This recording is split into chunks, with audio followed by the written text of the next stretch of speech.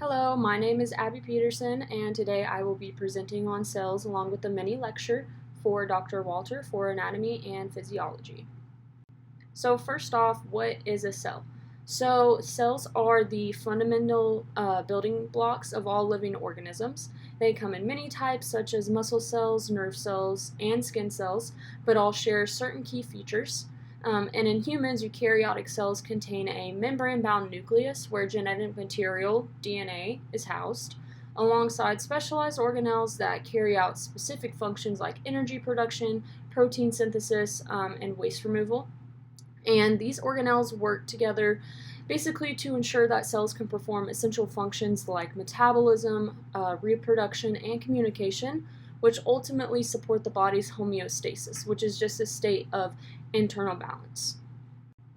So here are some key organelles of the human cell.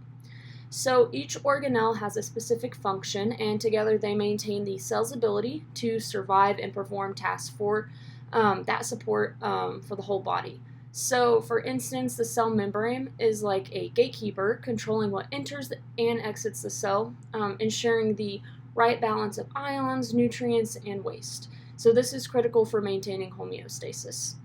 So, the nucleus holds the DNA that contains the instructions for cell growth, protein production, and cell division as well. So this genetic information is essential for proper cell function and the overall health of tissues. So the plasma membrane. So first up, this surrounds the cell. So think of it as kind of like the cell's skin. It controls what enters and exits the cell.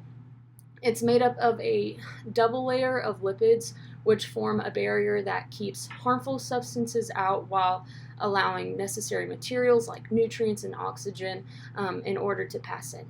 So embedded within this membrane are proteins that help transport these materials and communicate with the other cells. So the nucleus. This is often referred to as the control center of the cell. So the nucleus contains the cell's DNA, which is basically the genetic blueprint that tells the cell what to do, how to grow, and how to function. So it's surrounded by a double membrane called the nuclear envelope, and there are tiny pores that allow molecules to pass in and out. So inside, the DNA is organized into structures called chromosomes. So for the cytoplasm, so this is like a jelly-like substance that fills the cell and surrounds all its internal components. It's like the workshop where most of the cell's processes happen. So the cytoplasm contains all of the organelles, which are specialized structures that perform different tasks within the cell. And moving on to the endoplasmic reticulum, which is basically the ER. So there are two types. You have rough ER and smooth ER. So the rough ER is studded with ribosomes, which are responsible for synthesizing proteins. Think of it as kind of like a factory where proteins are made. So the smooth ER, on the other hand, is involved in the synthesis of lipids, and it also helps detoxify harmful substances in the cell. And with the ribosomes, they're essential for protein production. They're really small spherical structures that can either be attached to the rough ER or float freely in the cytoplasm. So they're like the little factories that take instructions from the nucleus and use them to assemble proteins from amino acids. So after proteins are made, they need to be packaged and shipped to their right location. So that's where the Golgi apparatus comes in. So kind of think of it as like a post office of the cell.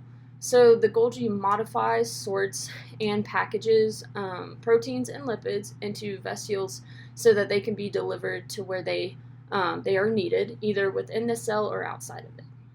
So the mitochondria. This is the powerhouse of the cell. So these organelles are responsible for generating the cell's energy. So they produce ATP, which is like the cell's battery, powering everything that the cell does. So the mitochondria have their own DNA, and interestingly, they are also inherited only from the mother. So lysosomes and the peroxisomes. So lysosomes are these cells, basically their cleanup crew.